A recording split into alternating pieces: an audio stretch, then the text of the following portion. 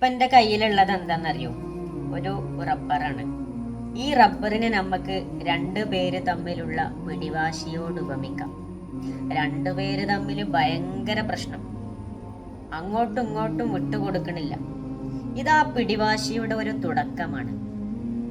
ഈ തുടക്കത്തിലെ രണ്ടുപേരും വിട്ടുകൊടുത്ത ആർക്കും ഒരു പ്രശ്നമല്ല. എന്നാൽ ഈ പിടിവാശി വിട്ടുകൊടുക്കാതെ വഷളായി. അപ്പൊ ഒരാൾക്ക് തോന്നി, ഞാൻ വിട്ടുകൊടുത്താലോ എന്ന്. അങ്ങനെ ഇയാള് വിട്ടുകൊടുത്തു. ഇയാള് വിട്ടുകൊടുത്തില്ല. ഇയാൾക്ക് വേദനിച്ചു. ഇയാൾ ഈ വിട്ടുകൊടുക്കാത്ത വേദനയുടെ മനസ്സുമായി അങ്ങനെ നടക്കേണ്ടി വരും. ഇനി രണ്ടുപേർക്കും തോന്നി എന്ത്, പരസ്പരം ഒത്തുതീർപ്പാക്കിയിട്ട് വിട്ടുകൊടുത്താലോ എന്ന്. അങ്ങനെ രണ്ടുപേരും വിട്ടുകൊടുത്തു. അപ്പോഴും ആർക്കും ഒരു പ്രശ്നമല്ല അല്ലേ? അള്ളാഹു പറഞ്ഞു, നിങ്ങൾ മാപ്പാക്കി കൊടുക്കി. നിങ്ങൾ മാപ്പാക്കിയിട്ട് അത് മനസ്സിൽ വെച്ചേക്കരുത് കേട്ടോ, അത് മായ്ച്ച് കളഞ്ഞേക്കണമെന്ന്. ആരോടാണ് നമുക്ക് വെറുപ്പ്?